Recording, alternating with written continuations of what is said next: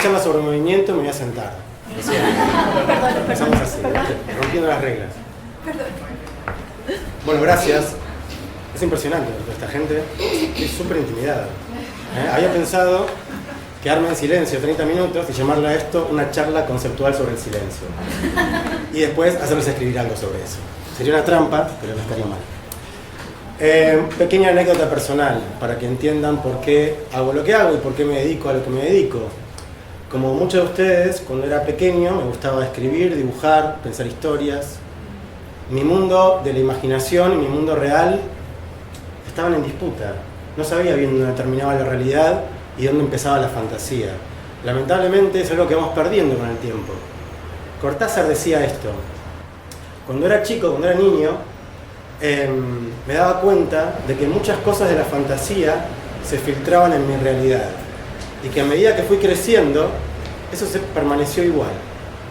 Seguí ideando y seguí imaginando las cosas y se seguían filtrando en mi realidad. Mi idea de la realidad era más flexible. Y veía con preocupación, o me sentía preocupado, porque veía que iba creciendo y mis amistades iban creciendo y que no pensaba como ellos, que yo no maduraba. Y me preocupaba, me sentía preocupado por eso. Y luego me di cuenta que los que deberían estar preocupados son ellos, no yo. Y yo estoy muy de acuerdo con eso. A medida que crecemos, nuestra idea de la realidad debe ser cada vez más flexible. En todo caso, lo que quiero contar es que hacía todo esto, dibujaba, escribía, me inventaba mis historias, hacía cómics.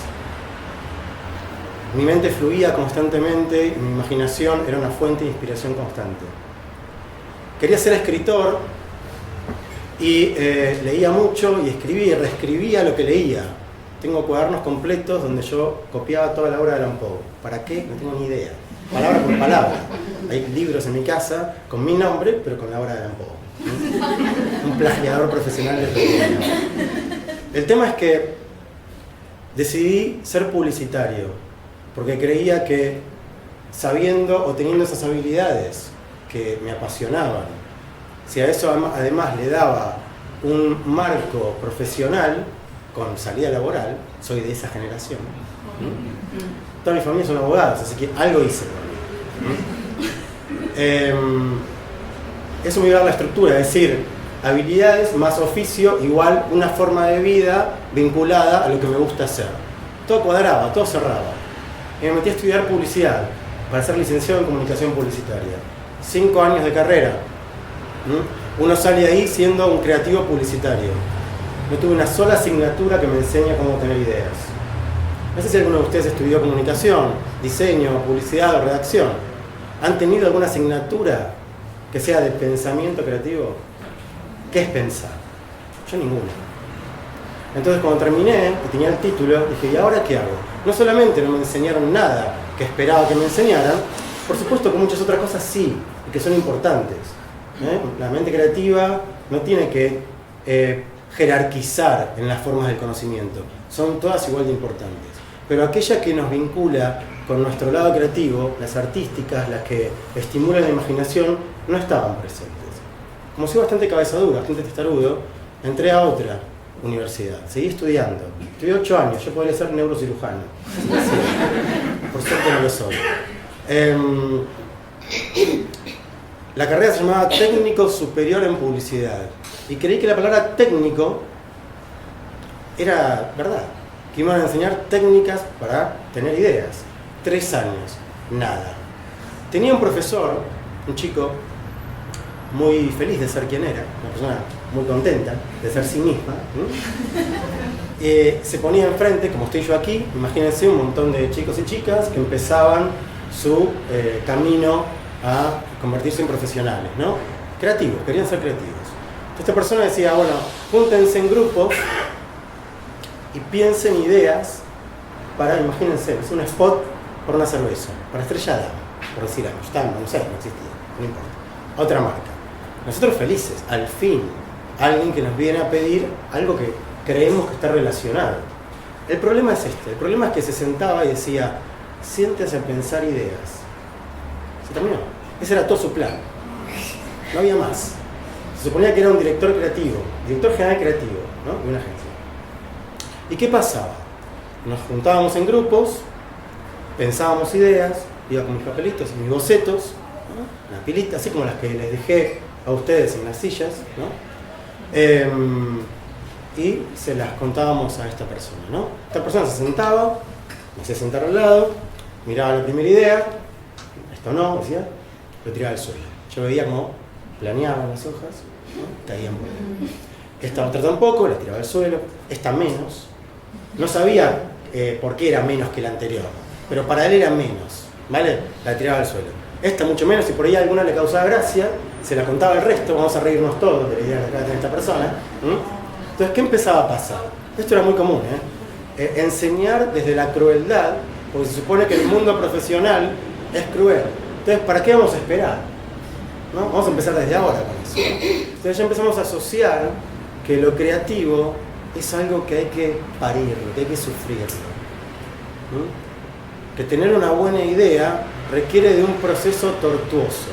Uno ya empieza a aprender eso. Y que la frustración es parte del juego. En realidad todo esto lo que encubría era que no tenía un plan. No tenía ni idea cómo enseñarnos a tener ideas. ¿Qué efecto producía esto en un grupo de gente que está iniciando un camino? Bueno, yo veía por ahí atrás que alguno que había tenido una idea un poco distinta ya se la empezaba a guardar.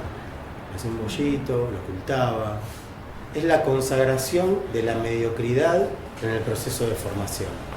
Cualquier idea que sobresalga de la media, te la guardás. ¿Por qué? Porque cualquier idea que sobresale de la media es una idea que sentís personal. Si se ríen de esa idea, se están riendo de vos. Te están hiriendo personalmente. El hecho creativo es un hecho personal, porque el hecho creativo está asociado a cómo construimos identidad. Cuando creamos, estamos revelando una mirada del mundo. Cuando creamos, y la idea es una idea que es producto de un pensamiento genuino y personal, esa idea está expresando una mirada del mundo. Y por eso contar una idea es un poco como una confesión. Y cuando uno se confiesa, quiere estar en un ambiente en el cual haya no una aprobación absoluta, pero sí una suspensión del juicio. Estar abiertos a entrar en el juego que nos propone esa otra persona, ¿no? Ese día yo decidí dedicarme a enseñar. No lo sabía de una manera muy concreta todavía, pero sí que prendió algo en mí. Yo era un poquito más grande que mis compañeros. En un primer año que ocurra eso, hace que el segundo año haya menos gente que sabe. Mucha menos gente. Un comentario al margen. De 8 años de carrera, todas las personas que venían a enseñarnos algo relacionado con creatividad eran hombres. Todos los directores creativos eran todos tipos. Muy cancheros. Con mucha labia, se dice en Argentina. Con mucho uso del lenguaje y no decir nada. No espero que no ocurra esto. Entonces yo creo que mis compañeras ya veían de muy principios de carrera cuál iba a ser su techo. Elimina además la posibilidad de crear grupos de trabajo creativos diversos. Yo he acostumbrado a estar en reuniones, brainstorming, todos tipos. Hablando de fútbol, rascándonos un poco, riéndonos del resto. Pésimo.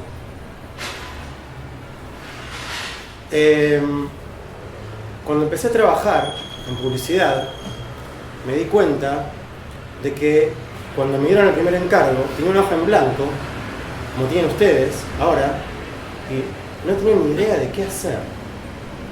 Y pensaba, estudié 8 años y no tengo ni idea qué hacer. ¿Cómo puede ser esto? Entonces, un poco por pánico, tenía miedo que me echaran, en el primer trabajo, empecé a investigar. Empecé a crear mis propios métodos. ¿Cómo puede ser? Si yo hasta hace poco salía a caminar, tenía una libreta llena de ideas. Y no paraba de escribir, tenía un blog, me leía un montón de gente y dibujaba. Tenía una apreciación con lo que hacía y como todo eso no había sido valorado jamás, yo mismo había creído que todo eso no tenía valor. Había salido de mi ciclo formativo con menos herramientas de las que había entrado, siendo menos yo de lo que había entrado. ¿Cómo puede ser?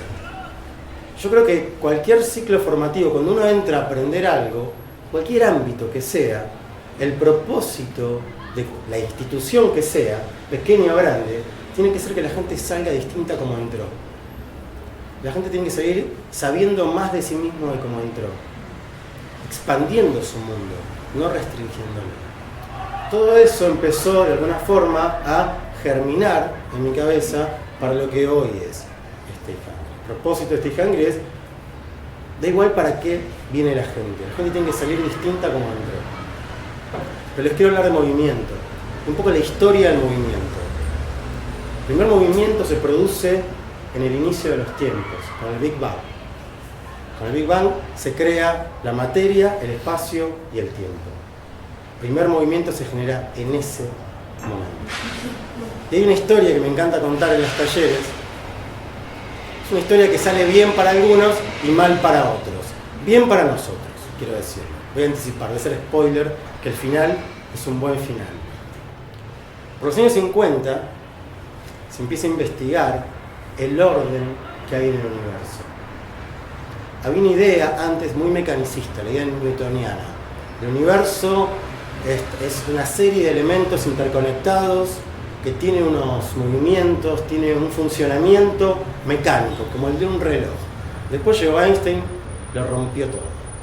Empezó a hablar de la relatividad, nos volvimos locos, todo cambió. El tema es que por los años 50, cuando se empezaba a investigar toda esta teoría del movimiento, de la creación y de cómo funcionaba ese sistema, se dieron cuenta que había un orden en el universo. De hecho, cambian el concepto de universo por el concepto de cosmos. Cosmos significa orden. La palabra cosmética viene de equilibrio, de orden también. Entonces, ¿qué pasa?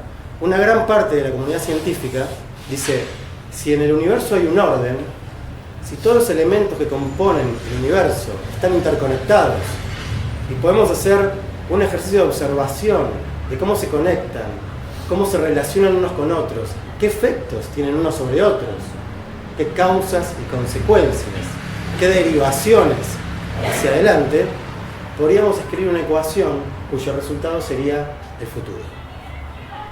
Podríamos saber el destino, lo que la filosofía y la literatura había estado jugando durante muchos siglos, la ciencia durante un pequeño periodo de tiempo creyó que había resuelto. Se llamó la teoría determinista. Duró poco. Por suerte, la ciencia y la filosofía son quizás las únicas dos formas del conocimiento que se refutan a sí mismas, que tienen espíritu crítico. Es importante eso. Se hacen preguntas. Entonces, del otro lado de la mesa, de este lado, los deterministas. Muy guay, imagínense, portada de periódico un lunes, podemos conocer el futuro. Yo el periódico me lo compraba, si salía con ese titular. Me parecía genial, clickbait total. Del otro lado de la mesa estaban los indeterministas. ¿Por qué es importante lo que les estoy contando? Los indeterministas dijeron esto. Estamos de acuerdo con varias partes de esa ecuación. Hay un orden, o mejor dicho, el universo tiene una intención en la búsqueda de un orden, de una organización, de un equilibrio. Lo que puja el universo y la naturaleza es a la búsqueda del equilibrio. En esa ecuación deberían poner una letrita muy pequeña que la hace imposible. Esa letra es la I, de incertidumbre, el principio de incertidumbre. Lo que significa que el universo está en una puja en la búsqueda del equilibrio, pero también está regido por el caos. Y el caos es el obstáculo a esa búsqueda inherente que tiene el universo por el equilibrio y por el orden. Y el caos es la herramienta esencial para que en esa puja por la búsqueda del equilibrio y el orden, el universo se mantenga en movimiento. El universo, como sistemas de sistemas, baja hacia sus subsistemas las reglas del juego para todo lo que viene debajo. Nuestro propio planeta y la naturaleza y las reglas de la naturaleza por las cuales estamos sometidos tienen exactamente las mismas reglas. La naturaleza es una puja en la búsqueda del orden y la evolución es las herramientas para poder buscar el equilibrio en esa negociación constante entre el orden y el caos. Si seguimos bajando, nuestro orden de vida se organiza exactamente de la misma manera. Es una búsqueda del orden y la búsqueda de herramientas para restablecer ese orden cuando la incertidumbre y el caos se interponen en nuestra vida cotidiana. Nadie sabe cómo va a ser el mundo dentro de 5 años. No importa cuánto conocimiento haya a nuestro alcance. Nadie sabe. Nosotros podemos saber cómo va a ser nuestro día de mañana, pasado mañana, dentro de una semana. Pero nadie puede saber cómo es su vida o cómo va a ser su vida de aquí a 5 años. Es decir, que la incertidumbre es una variable de la cual no podemos escapar. Y es muy importante tenerlo en cuenta porque nuestra organización de vida y nuestra cultura se basa en la ilusión del control. Podemos controlar nuestra vida y es completamente falaz.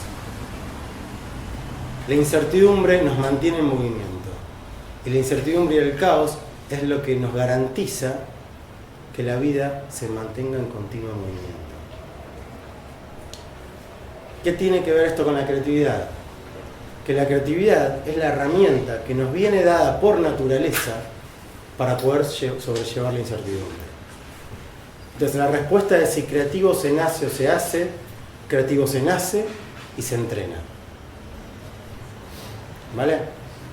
Jamás sientan que no son creativos, porque todos nacemos creativos, porque somos un producto más de la naturaleza. La naturaleza ha creado, por decirlo de alguna manera, esta herramienta para garantizar la evolución de la especie. Luego, a partir de la evolución natural y cultural, hemos ido haciendo cada vez más sofisticadas las herramientas por las cuales utilizamos nuestra creatividad y sus objetivos. Pero la matriz es exactamente la que les estoy diciendo. A tal punto, la creatividad es un hecho natural y un proceso creativo es un proceso biológico que la naturaleza premia las mismas tres variables que premia el pensamiento creativo. Les voy a decir cuáles son. La naturaleza premia la diversidad, el movimiento y la interacción. Sin diversidad, sin movimiento y sin interacción no hay vida, no hay creatividad. Piensen, cuando estén en un momento de bloqueo, cómo están de diversidad, y les voy a explicar qué es cada cosa, movimiento e interacción. Diversidad significa esto. En un sistema natural, cuanto más biodiversidad haya, más probabilidades tiene ese sistema de mantenerse con vida y en movimiento. Eso está comprobado de esta manera. Con respecto a la mente creativa, la diversidad significa que tenemos que intentar que nuestros intereses y nuestras curiosidades sean alimentadas por diferentes fuentes. ¿Qué cosas nos interesan? ¿Cómo se mueve nuestra curiosidad y cómo se satisface? Cuanto más diversidad de recursos tengamos en nuestra mente, más probabilidades tenemos que a la hora de pensar una idea, nuestra mente tenga dónde buscar esos recursos y esos recursos sean más diversos. Parece obvio, pero es muy importante. Cuando estamos sumidos en la época del algoritmo, donde todo es una reafirmación de lo que ya conocemos y ya nos gusta, eso es contrario a la diversidad de intereses. Eso es indagar siempre en el mismo interés. Pues si queremos diversidad, tenemos que romper con la lógica del algoritmo, abrir puertas de las cuales no estamos seguros que vamos a tener una salida satisfactoria. Tenemos que estar predispuestos a encontrarnos con algo que quizás no nos guste. Y cuando estamos ofertados de entretenimiento y de cosas que podrían ocupar nuestro tiempo con satisfacción, tenemos que estar predispuestos a quizás hacer cosas que podríamos considerar como una pérdida de tiempo. En mi caso, por ejemplo, me llaman un viernes por la noche y me dicen, vamos a ver una obra de teatro participativa, lo hablamos antes, en la terraza. Y yo me da pánico. Cuando me mira el actor y sé que me va a hablar, quiero desaparecer, quiero ser humo. Por ahí les pasa, ¿no? Entonces, ¿cuál es mi reacción inmediata? No, déjame en paz. Me quiero ir al bar con mis amigos y tomar una caña. La reacción inmediata es hacer lo que ya sé que me va a dar una satisfacción inmediata. Esa es la reacción inmediata. Eso es el algoritmo. Ahora, si yo digo que sí y voy, yo tengo que tener una predisposición. Esa predisposición, ese gasto pequeño de energía previo, siempre es bien recompensado. Y ahora les voy a explicar por qué. Entonces, la diversidad tiende a el ejercicio de una predisposición a hacer algo de lo cual no estamos seguros que nos va a dar una satisfacción. Súper importante. El movimiento viene dado por esta necesidad de diversidad. Porque cuando yo fui a esa obra de teatro y salí distinto a como entré, mi pregunta inmediata es, wow, ¿qué otras cosas me estoy perdiendo que yo no sabía que estaban por ahí dando vueltas? ¿Qué otras cosas me ofrece esta ciudad que ni siquiera sospechaba? ¿Cuántas otras puertas puedo tocar que me van a ofrecer este nivel de estímulo? Eso alimenta mi curiosidad y alimenta mi gana de mantenerme en movimiento. Mi ganas de mantenerme en movimiento, a su vez, va a hacer que abra más puertas y que gane en diversidad de experiencias.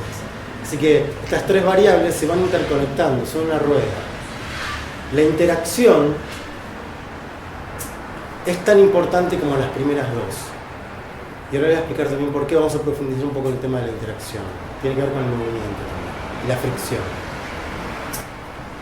La interacción parte de la base de que todos los procesos intelectuales y físicos están asociados a procesos colectivos, a nuestra necesidad biológica de compartir y conectarlos con los demás.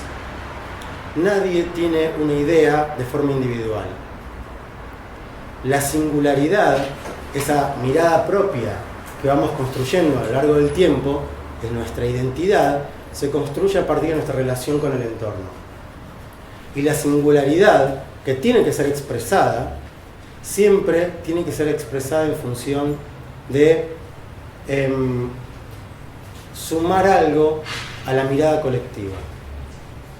La singularidad siempre tiene que ser para mejorar nuestra mirada colectiva. No funcionamos de forma independiente. Nadie tiene una idea solo. Jamás. Nunca lo vi eso. Siempre tiene una idea a partir de algo que escuchó, algo que vio, una experiencia. Nos estamos influenciando constantemente. Si somos conscientes de eso, además, somos más abiertos a escuchar. Porque sabemos que si escuchamos mejor, quizás tengamos una idea mejor. Podemos recibir un estímulo que no esperábamos. La interacción, además, tiene que ver con que todo se produce a partir de una fricción. Cuando pensamos, nuestra mente lo que está haciendo es conectar, relacionar. A pesar de que, desde que somos pequeños, todos nuestros sistemas educativos se basan en que recibimos una información segmentada, todas las formas del conocimiento están segmentadas, ¿no? ¿Recuerdan? Íbamos a la escuela, entraba la profesora de matemáticas, nos enseñaba matemáticas, cerraba la persiana, venía otra profesora de física o un profesor de física, abría la persiana y aprendimos física, geografía, historia. Todas las formas del conocimiento estaban segmentadas, cada una tenía su parcela. Como si nuestra mente también estuviera segmentada por parcelas. Y esto hace que con el tiempo vayamos desentrenando nuestra capacidad de crear conexiones y asociaciones. Y nuestra mente funciona a partir de crear vínculos, asociaciones, conexiones. Y esas conexiones pueden venir de cualquier parte. Tampoco segmenta si estamos hablando de trabajo o estamos hablando de la vida. Todo es relacionable entre sí. Vamos a hacer un pequeño experimento con respecto a eso. ¿Tienen unas hojas ahí? Vamos a poner en práctica esto. El poder de la combinación. Se llama bisociar. Disociar es la capacidad de ver elementos similares, aspectos similares en elementos distintos. Tengo acá dos tarjetas. Vamos a pensar cómo nos gustaría que sea el próximo evento de aquí, Creative Mornings. ¿Vale? ¿Cómo les gustaría que sea? Un evento, una fiesta. Olvídense del espacio, pueden pensar lo que quieran. Pero lo van a pensar a partir de la combinación de dos elementos que les voy a dar yo. En formato libre, ¿eh? Y van a escribir una idea, 2 líneas de texto, no más. 1 minuto, ¿eh? Lo primero que les venga a la cabeza. Las 2 palabras que les voy a dar son estas. Es una maldad, ¿eh? Tómenlo de esa manera. Sifón y pingüino. ¿Qué tienen que ver un sifón y un pingüino? Lo que ocurre cuando tenemos 2 elementos tan dispares es que en nuestra cabeza pensamos de manera paradojal.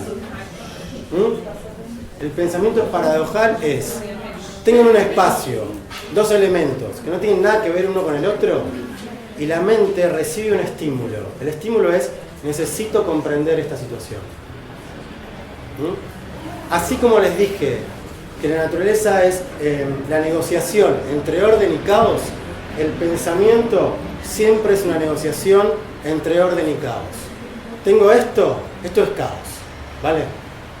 ¿Qué va a tender a hacer la mente? Poner orden. En ese movimiento que genera el caos está el orden. En ese orden está la idea. ¿Vale? Entonces, 1 minuto. Lo primero que se les ocurre.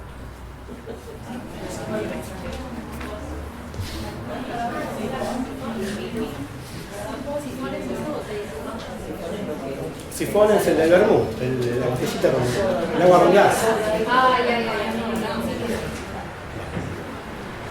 Ahora lo que quiero es, en el dorso de la hoja en blanco, ya tienen la idea, ¿no? En el dorso van a dibujar la idea. Da igual. Lo empezó dibujando. ¿Lo dibujaste? Bueno, entonces nada, ya tienes el dibujo. El resto, dibuja la idea. Cuando termina el dibujo, se lo pasan a quien tengan a la derecha y van a tener que escribir. Y escriben una idea a partir de lo que vean en el dibujo. Generamos un poco de movimiento también con eso.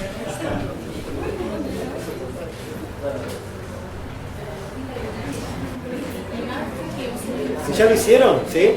Pueden volver a recuperar cada uno su idea y conversen 1 minuto a ver cómo difiere una cosa de la otra.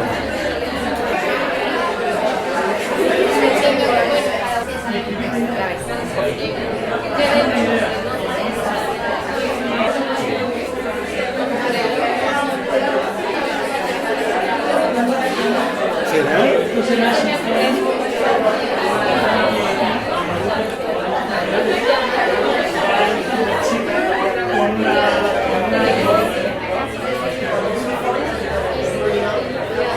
Bueno, a ver, seguimos.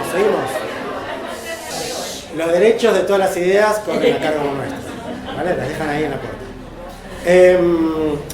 Volvamos al tema del movimiento, ¿les parece? Mayor movimiento, mayor incertidumbre. Esa es la trampa. ¿Ok? Y esto lo podemos corroborar en nuestra vida cotidiana también.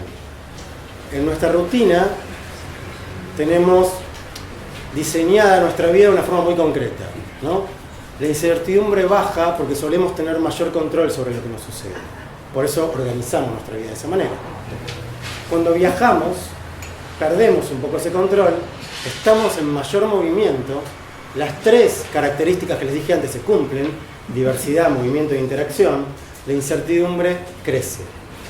Crece la incertidumbre y crece con eso como recompensa el nivel de estímulo. ¿Qué es un estímulo? Un estímulo es una percepción que no tiene eco en el pasado. Es algo que nos ocurre por primera vez. Cuando recibimos un estímulo, cuando percibimos algo nuevo, nuestra mente otra vez intenta encajarlo, intenta darle un sentido, un significado. Eso es ponerle en movimiento también el pensamiento. Ese estímulo y en esa búsqueda de significado se transforma en una experiencia y una experiencia se transforma en un recurso. Ese recurso va a nuestra mente y se transforma en herramienta. Mayor movimiento, mayor incertidumbre, mayor estímulo, más recursos, más creatividad. Por supuesto le sumamos la interacción y la diversidad porque está todo conectado. Pero vamos a hablar del estímulo. Hay 3 formas de expandir nuestros niveles de estímulos en el día a día. Les voy a decir cuáles son. Hay 3 formas de estímulo. El estímulo que se da por interacción con uno mismo. Imagino que sabrán a qué me refiero.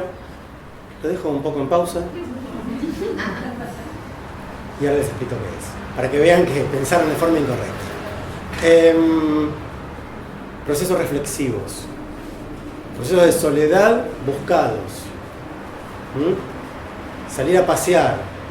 Caminar. Yo todas las mañanas salgo, camino unos 40, 45 minutos. Con mi libreta.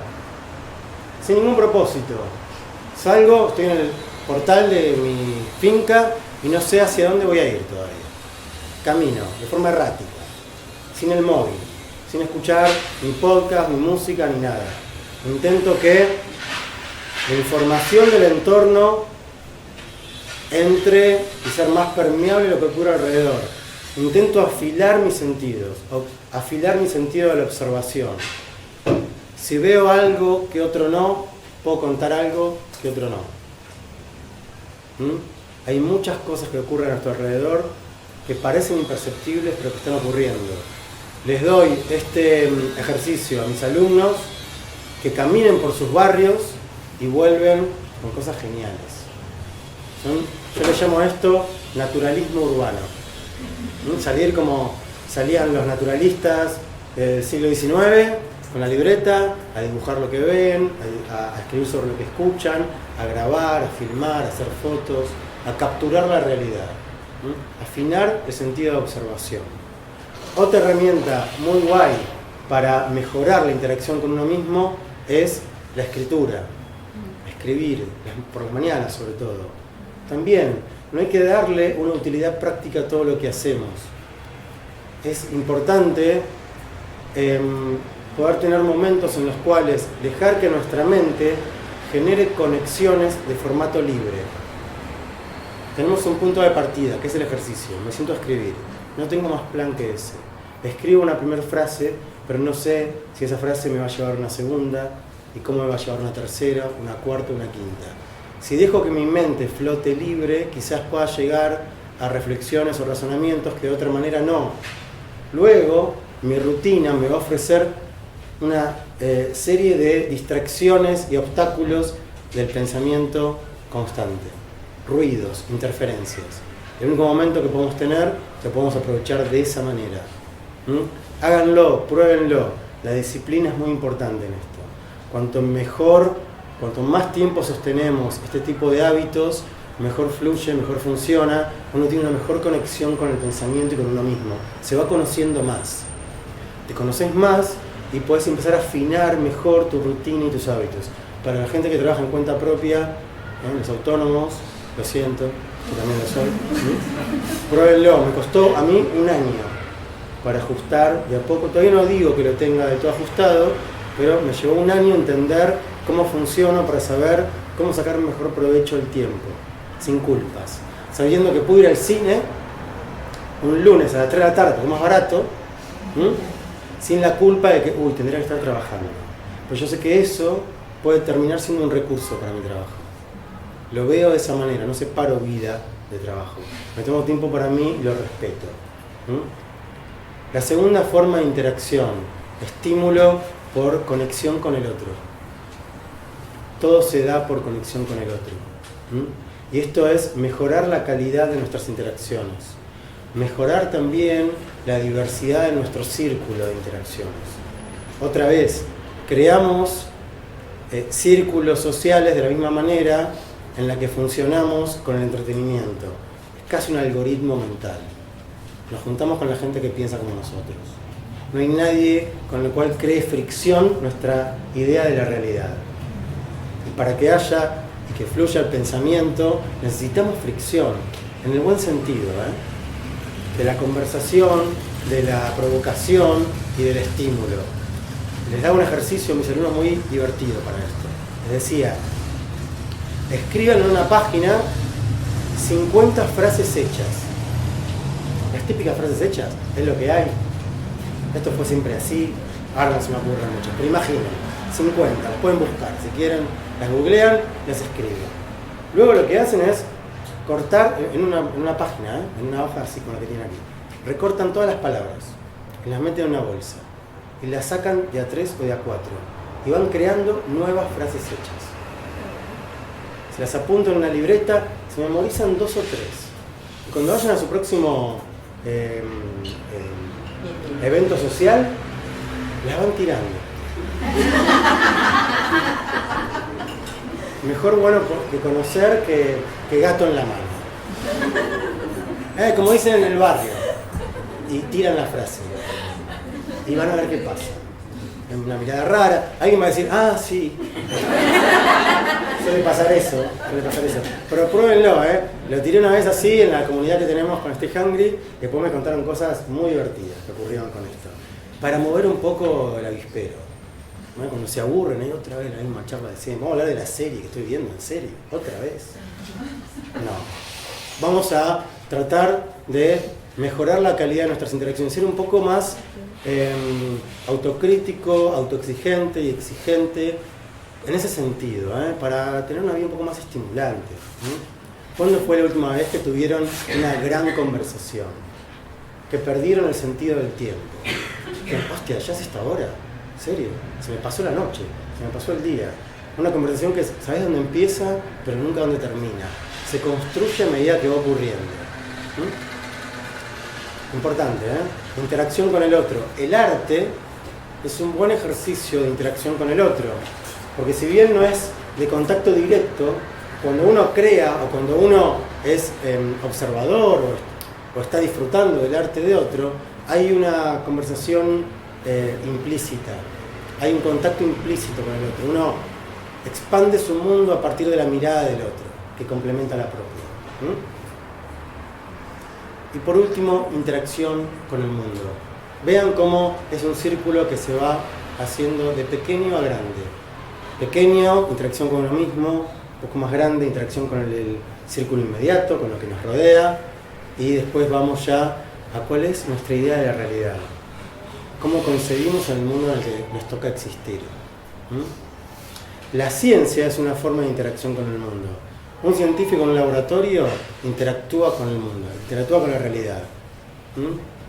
Hace una prueba de la física, altera algo, hace un caos en un orden para ver qué hay como respuesta.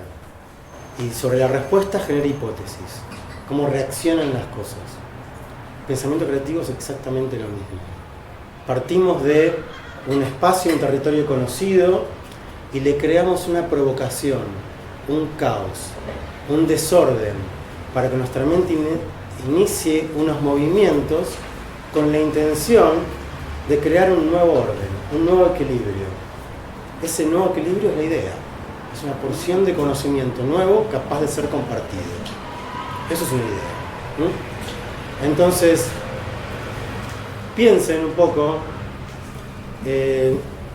hagan una reflexión sobre cómo es su rutina en relación a este nivel de estímulos que reciben, estas interacciones, y prueben con algunos ejercicios. La lectura para mí es un gran ejercicio de estímulo, el arte en general, la lectura en todas las formas posibles, de todo, lo que sea.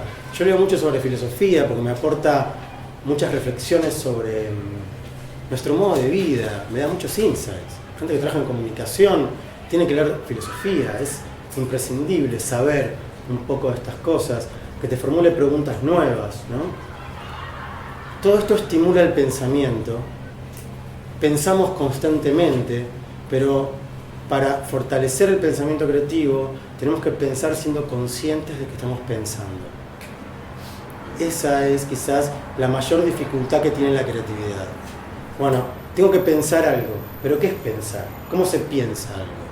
¿Cómo hacer consciente procesos que no son completamente inherentes en nuestro comportamiento? Como caminar, como respirar, como nuestro latido del corazón. Cómo convertir habilidades en herramientas.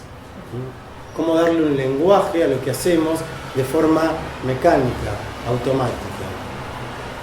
Bueno, todo esto tiene un lenguaje, todo esto tiene unas herramientas concretas, se pueden aprender, se pueden entrenar. La base es todo lo que les conté antes. Yo enseño herramientas, enseño procesos. Pero la base, lo que trae la gente, lo que va a ser el contenido, lo que va a ser la singularidad de esas conexiones, tiene que ver con todo lo que conté antes. Cómo enriquecemos nuestra vida a partir de los estímulos que recibimos en el devenir de nuestras decisiones y las cosas que hacemos. La acumulación de nuestra experiencia.